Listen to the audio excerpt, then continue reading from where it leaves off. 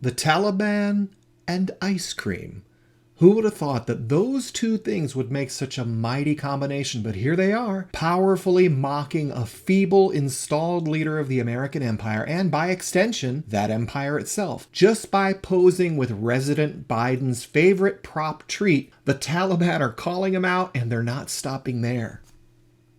At a recent press conference of sorts, Taliban leaders actually took questions from reporters, something that President Biden refused to do on Monday, and they commented on, among other things, how free speech is more threatened in the American Empire than it is in Afghanistan. And this is where I have to confirm the Taliban perspective, at least to some extent, by not posting additional relevant thoughts on the nature of President Biden's regime and other things that big tech will not allow me to speak freely about, because that's just how the elite abuser class rolls here in the land of the free and the home of the NSA. So I'll pause here and encourage you to sign up for the weekly newsletter at hellrazerreport.com if you want details that can't be shared here on subjects like this. God is clearly using even the Taliban, though not as they imagine. He is using them to expose the farce of American empire in many, many ways. Though these revelations are certainly painful in the short term, they are incredibly valuable in the long run, and they will play a critical role in awakening the masses who will ultimately overthrow the empire and build something much better on its grave. If you appreciate this perspective and want a daily dose of informed optimism, please subscribe to the channel, and if you want a deeper dive into subjects like this, subscribe to the weekly newsletter at hellrazerreport.com.